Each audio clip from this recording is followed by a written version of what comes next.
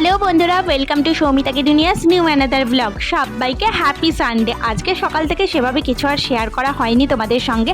আমি একেবারে চলে এলাম লাঞ্চের টাইমে। লাঞ্চে ছিল চিকেন কষা আর তার সঙ্গে কিন্তু ছিল ইলিশ মাছ সর্ষে দিয়ে।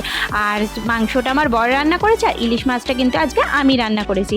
তারপরে একটু রেস্ট নিয়ে সন্ধেবেলা আমরা বেরিয়ে পড়েছিলাম একটুখানি ফুল আনার জন্য। ফুল নেওয়ার সাথে সাথে আরও কি একটা কাজ ছিল, সেটা তোমাদের সঙ্গে আমি পরে শেয়ার করব।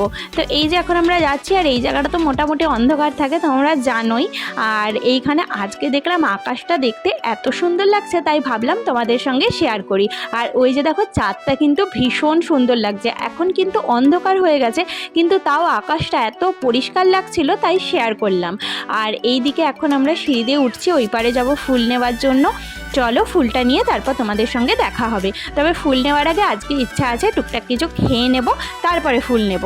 আর আজকে দেখো শুধুমাত্র আইসক্রিমই খেয়েছি। এটা নতুন আজকে ট্রাই করলাম। এই আইসক্রিমটা খেতে বেশ ভালোই লাগলো, দেখলাম মানে টেস্টি। আইসক্রিম খেয়ে এদিকে দেখো ফুল নেওয়া হয়ে গেছে। আর এখন যাব কিন্তু একটা জায়গায়। আসলে আমি যে রিং লাইটটা আমার খারাপ হয়ে গেছিলো তোমাদেরকে বলেছিলাম, ওটা দোকানে রেখে দিয়েছিল, বলেছিল যে যদি ঠিক করতে পারে ঠিক করে দেবে।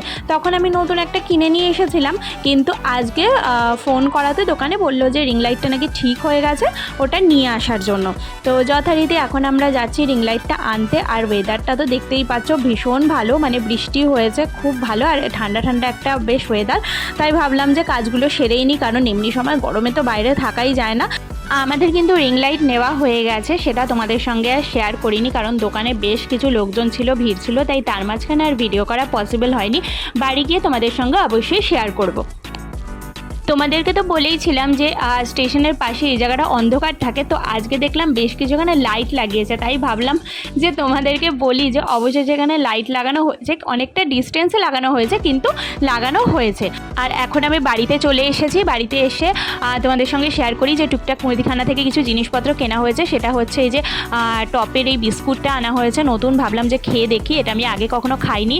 তার সঙ্গে কালো সর্ষে শেষ হয়ে গেছিলো, সেটা নিয়ে এলাম, কারণ এখন তো ইলিশ মাছের দিন, সর্ষে বাটা দিয়ে ইলিশ মাছ না খেলে হয় বলো, তাই নিয়ে চলে এলাম।